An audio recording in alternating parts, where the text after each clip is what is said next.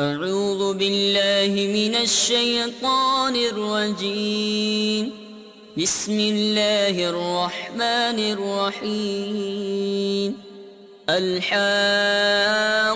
ما الحاقة وما أدراك ما الحاقة كذبت ثمود وعاد بالقارعة فأما ثمود فأهلكوا بالطاغية وأما عاد فأهلكوا بريح صرصر عاتية سخرها عليهم 7 ليال و8 أيام حسوما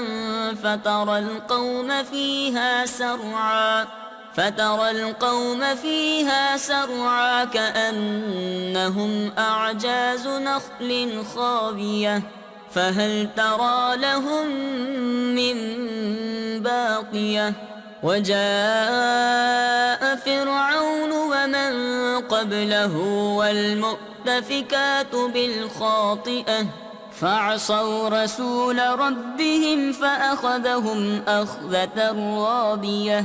إنا لما طغى الماء حملناكم في الجارية لنجعلها لكم تذكرة وتعيها أذن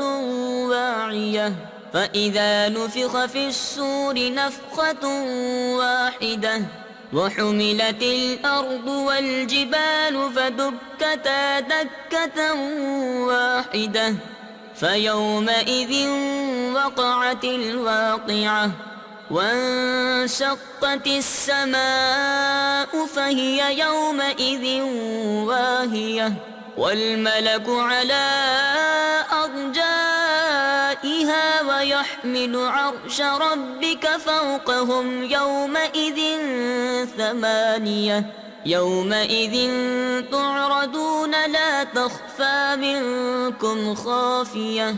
فأما من أوتي كتابه بيمينه فيقول هاؤم اقرءوا كتابيه إني ظننت أني ملاق حسابيه فهو في عيشة راضية في جنة عالية قطوفها دانية كلوا واشربوا هنيئا بما أسلفتم في الأيام الخالية وأما من أوتي كتابه بشماله فيقول يا ليتني لم أوت كتابيه ولم أدر ما حسابيه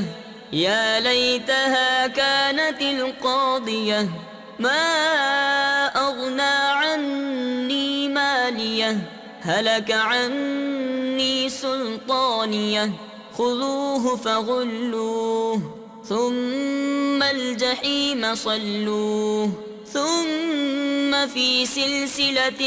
ذرعها 70 ذراعا فاسلكوه إنه كان لا يؤمن بالله العظيم ولا يحض على طعام المسكين فليس له اليوم هاهنا حميم ولا طعام إلا من غسلين لا يأكله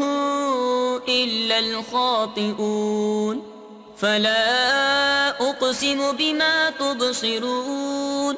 وما لا تبصرون إنه لقول رسول كريم وما هو بقول شاعر قليلا ما تؤمنون ولا بقول كاهن قليلا ما تذكرون تنزيل